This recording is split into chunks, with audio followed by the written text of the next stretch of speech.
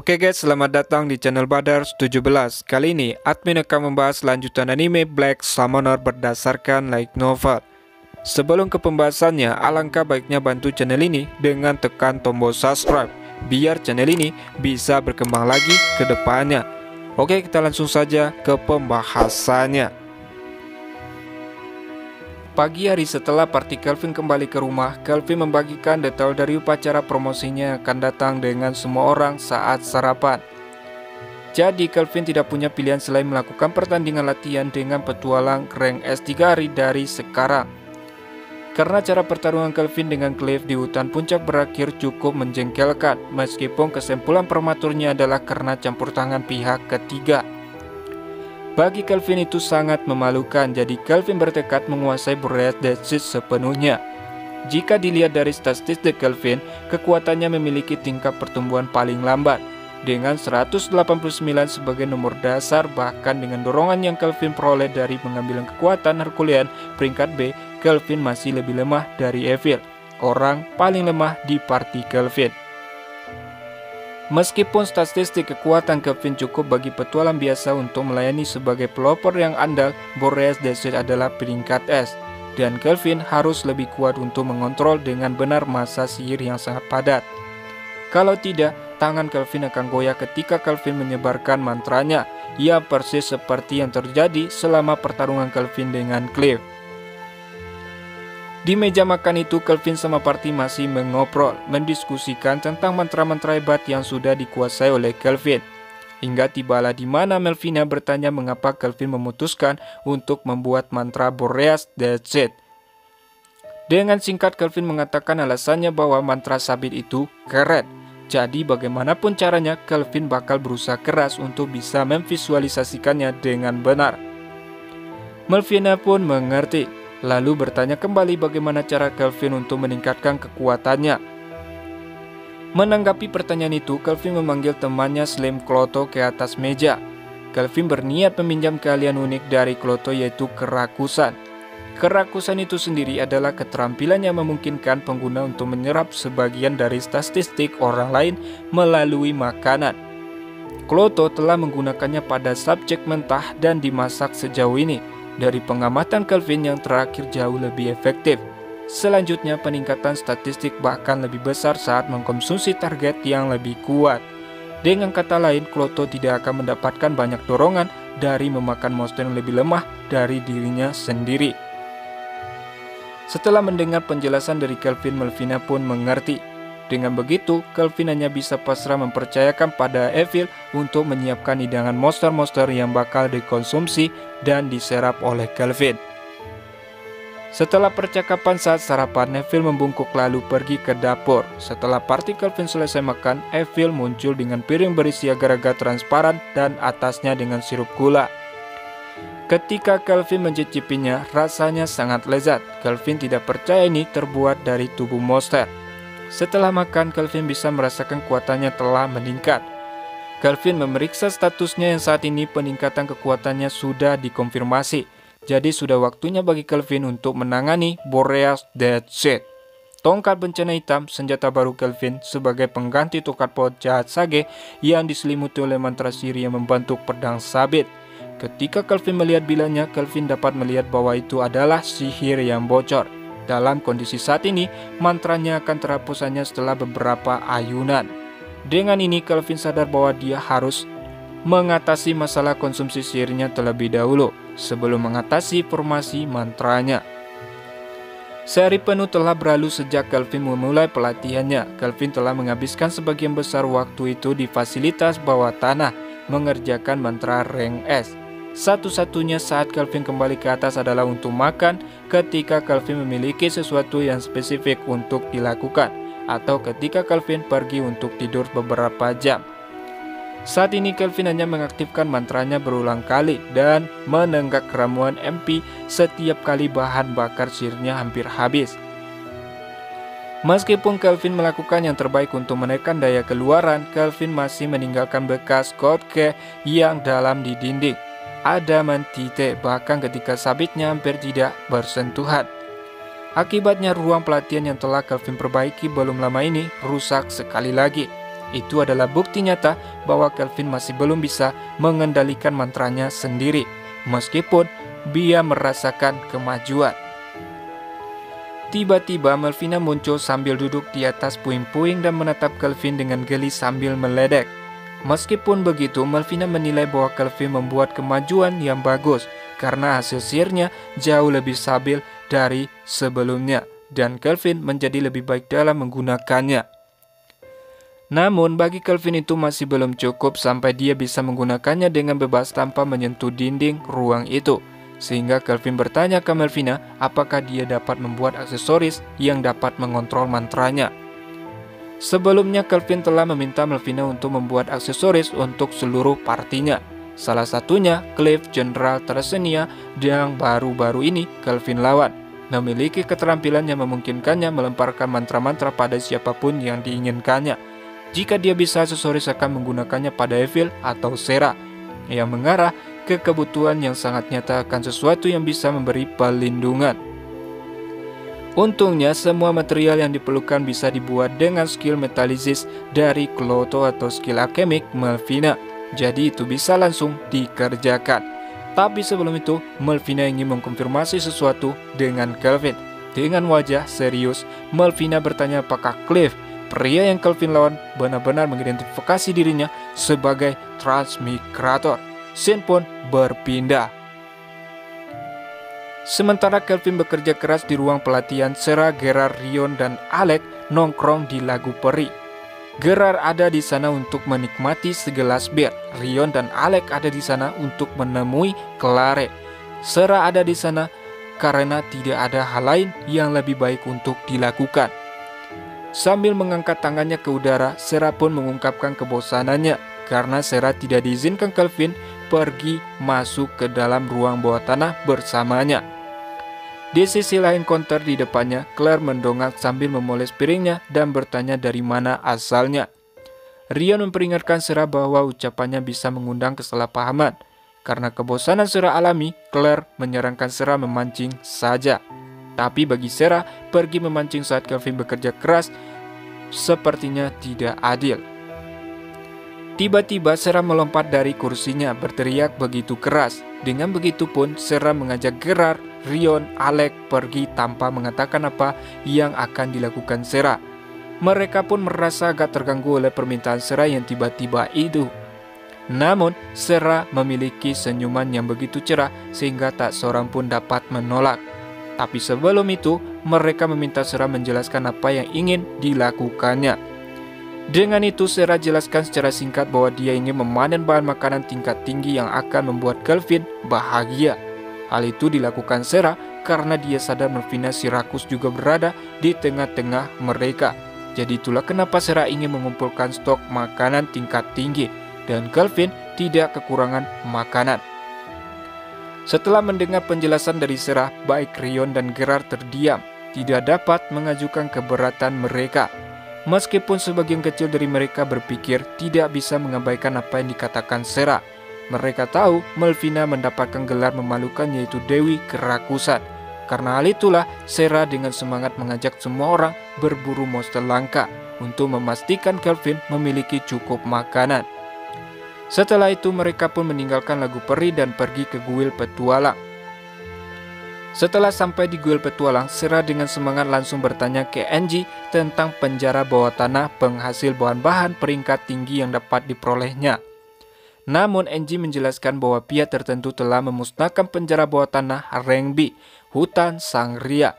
Sehingga untuk menemukan tempat yang lebih menantang dari itu, Sera harus melintasi perbatasan ke salah satu negara tetangga. Mendengar penjelasan itu, Sera tampak sangat kecewa. Sebaliknya, Gerard dan Rion sama sekali tidak terkejut. Bagaimanapun, saat satu monster peringkat A muncul di sekitar park, Kelvin akan diberitahu tentang pencarian darurat. Jadi mengunjungi Guild secara langsung hampir tidak akan membuat perbedaan. Mantan Putri Iblis telah mengubah persneling untuk memikirkan rencana B. Jelas, menyerah pada idenya bukanlah pilihan. Melihat suasana Guild cukup sibuk dari biasanya dan tampak lebih hidup, Rion bertanya pada Angie apa yang sudah terjadi. Dengan tampak kelelahan, Angie pun menjelaskan bahwa semua orang di daftar staf sedang dimobilisasi untuk mempersiapkan promosi peringkat S Kelvin Sun yang akan datang. Pada hari upacara itu, jalanan akan diselimuti dengan pesta pora dan VIP penting dari berbagai negara. Belum lagi petualang terkenal akan berkunjung untuk melihat sekilas anggota peringkat S. Sekarang mereka mendeklarasikan lebih banyak pekerjaan fisik dan mengumpulkan hal-hal kepada para petualang dengan menerbitkannya sebagai misi. Alasan Rion dan lainnya tidak diberitahu itu karena Kelvin dan mereka merupakan tamu kehormatan. Jadi Guild tidak mungkin meminta bantuan party Kelvin untuk promosi Kelvin. Selain itu, Guild telah membuatnya sehingga mereka yang menyelesaikan lebih banyak tugas mendapatkan tempat duduk prioritas untuk pertandingan latihan. Mempertimbangkan betapa jarangnya melihat dua petualang peringkat S bertarung, semua orang cukup antusias. Selain itu, akan ada kursi khusus yang disiapkan secara terpisah untuk Rion dan partinya. Tiba-tiba, kata-kata Angie terputus oleh pintu gedung yang dibuka dengan kekuatan yang hampir cukup keras. Sekelompok petualang menerobos masuk dengan panik. Beberapa dari mereka pingsan di tempat sementara yang lain menarik napas dalam-dalam. Pria pemimpin kelompok yang teridentifikasi sebagai petualang rank C mengatakan bahwa penjara bawah tanah beberapa monster membuat terowongan baru di sana. Berita tak terduga membuat Guild menjadi kacau balau. Penjara bawah tanah menjadi penemuan baru, berarti belum ada yang menjelajahinya dan itu sama sekali tidak tersentuh. Ketiadaan informasi yang mutlak membuatnya menjadi tempat yang sangat berbahaya, tetapi sebagai gantinya itu juga merupakan kesempatan untuk melakukan pembunuhan cepat dengan menyapu barang-barang langka dan harta karun yang ada di dalamnya. Wajar jika para petualang menjadi sangat gelisah. Pria yang membuat pengumuman itu dibanjiri oleh pertanyaan-pertanyaan dari orang-orang di sekitarnya. Semua orang sangat ingin menjadi yang pertama membersihkan zona bahaya baru. Angie pun maju menenangkan suasana sambil menyarankan semuanya untuk mendengarkan penjelasan dari orang yang bernama Head itu sebelum bertindak gegabah menjelajahi penjara bawah tanah baru itu. Angie merasa lega melihat kerumunan itu kembali tenang, namun tugasnya sebagai staf Guild baru saja dimulai. Angie harus mengekstrak informasi sebanyak mungkin mengenai penjara bawah tanah baru untuk menentukan dengan tepat seberapa berbahayanya. Head menjelaskan itu terletak di dalam penjara bawah tanah rank C di timur lintasan cacing tanah. Mereka menjelajahi tempat itu seperti biasa ketika mereka melihat seekor tikus tanah raksasa sedang menggali lubang. Mereka mengikutinya dan mengalahkannya. Bagian itu baik-baik saja, tapi terowongan yang digali sebelum mereka membunuhnya membuka gua besar, tempat mereka melihat bangunan kuno dan monster yang belum pernah mereka lihat sebelumnya. Moi dari Party Head memiliki analisis A, tapi saat dia mencoba menggunakannya pada benda itu, dia pun pingsan. Bahkan deteksi bahaya Head juga meledak seperti orang gila, jadi mereka mundur sebelum mereka ketahuan. Head menggendong Moi di punggungnya dan keluar dari sana secepatnya, jika tidak mereka berdua bakal mati. Jadi ketika Moi bangun suatu saat dalam perjalanan kembali ke port, Moi mengatakan tentang status monster itu ada di peringkat A. Semua orang terkejut mendengarnya. Sampai saat itu, penjara bawah tanah paling berbahaya di sekitar port adalah peringkat B. Alarm berdesir melalui para petualang dan staf. Karena tidak ada petualang lain yang bisa menangani monster peringkat A, Angie menyarankan untuk menyerahkan misi ini pada Kelvin. Semua staf mengangguk setuju atas saran Angie. Tak satu pun dari para petualang yang keberatan. Hingga sampailah di mana Sarah dengan wajah gembira bertanya di mana penjara bawah tanah baru itu. Head menjawab dengan suara jengker berbalik hanya untuk berhenti sebentar. Di sana berdiri Sarah yang gembira, lengannya disilangkan dan dagunya miring ke atas. Datang bersama Gerard dan Rio di belakangnya.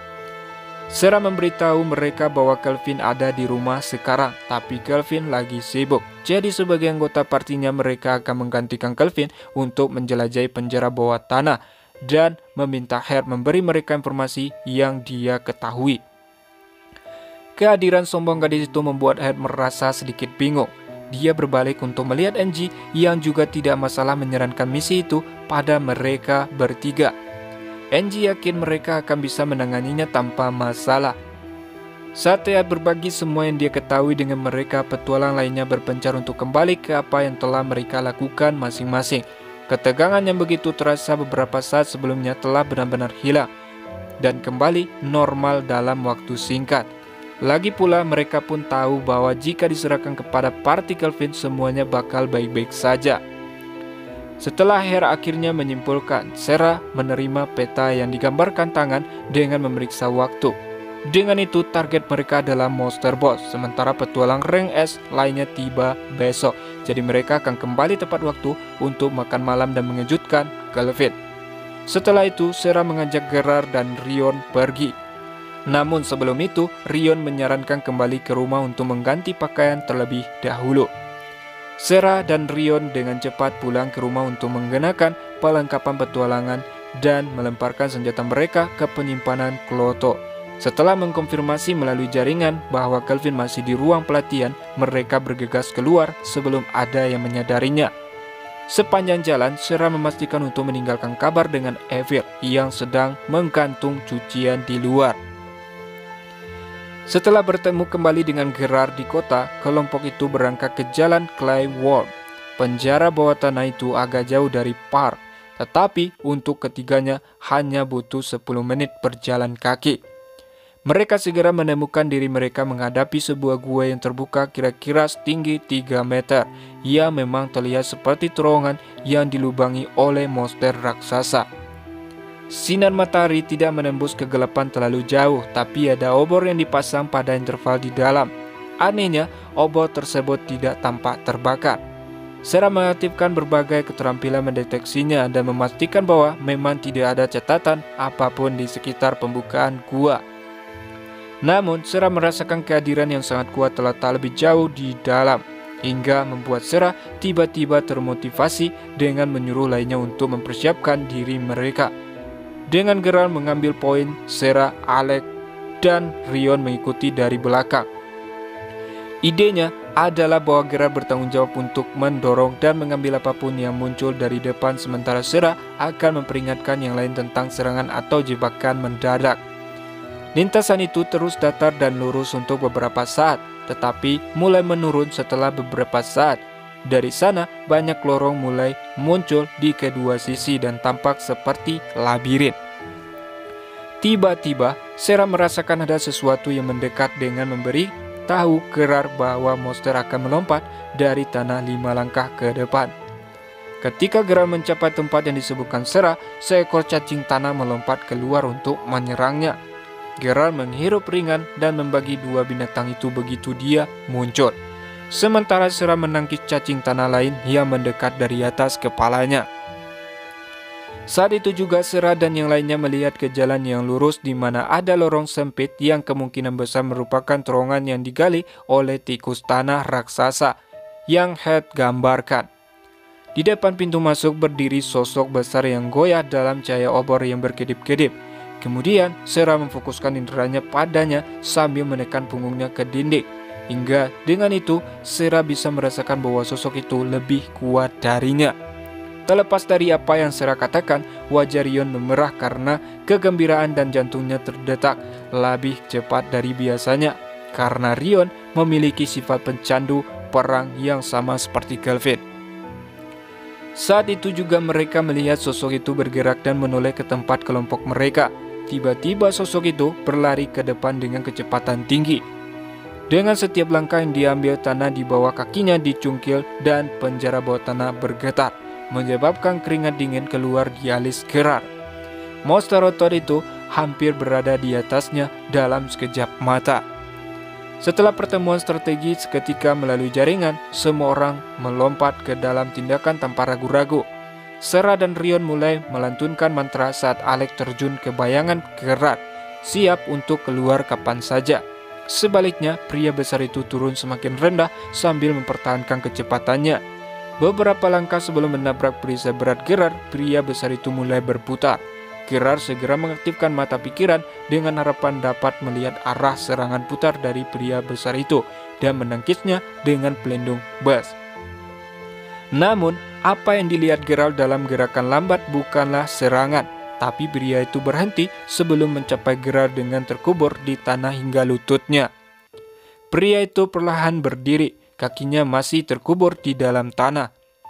Alec menjulurkan kepalanya keluar dari bayang-bayang, siap untuk menyerang ke depan.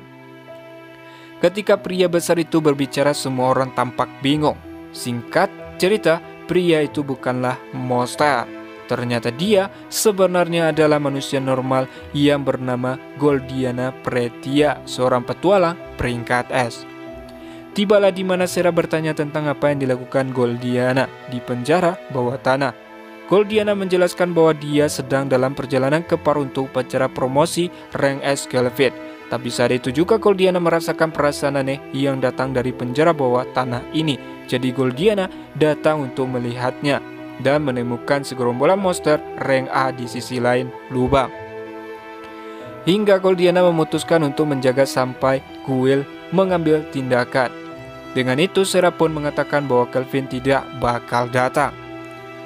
Setelah beberapa diskusi, diputuskan bahwa Goldiana akan bergabung dengan Sera dan yang lainnya dalam menjelajahi dungeon baru, meskipun itu adalah tempat yang penuh dengan monster rank A. Sebelum memutuskan apa yang harus dilakukan, kelompok itu setuju untuk segera keluar dari ujung terowongan. Tidak ada lagi obor sejak saat itu, jadi Rion harus melemparkan lamban untuk menerangi jalan. Sambil mereka berjalan, Sera menyempatkan untuk bertanya kepada Goldiana lawan Kelvin di acara promosinya. Goldiana mengatakan lawannya adalah Sylvia yang dipromosikan tahun lalu dan dikenal sebagai Putri Es. Sera yang berjalan di belakang Gerard berbalik ke arah Goldiana, bertanya maksud dari Putri Es dan Page Ogre. Goldiana menjawab bahwa itu adalah gelar penghormatan untuk petualang yang sudah mencapai rank S. Bagi Goldiana itu sangat luar biasa. Namun Sera malah meremehkannya. Mendengar tanggapan Sera membuat Rion dan Goldiana kesal. Goldiana jelaskan pada Sera seberapa penting gelar itu bagi petualang rank S, di mana gelar yang mewakili orang-orang paling terkemuka di dunia dalam hal kekuatan bertarung, alias berguna untuk menyebarkan informasi secara akurat mengenai setiap anggota lingkaran yang sangat terbatas. Jadi inilah tepatnya mengapa tidak ada negara yang berani menyentuh petualang rank S atau guild petualang itu sendiri. Mendengar penjelasan Goldiana, Sera pun mengerti. Setelah itu Gerard memperingatkan mereka semua untuk mengakhiri obrolan karena mereka bakal segera mencapai terowongan akhir. Oke guys, cukup sampai di situ dulu pembahasan kali ini. Terima kasih sudah nonton sampai habis. Salam nakama.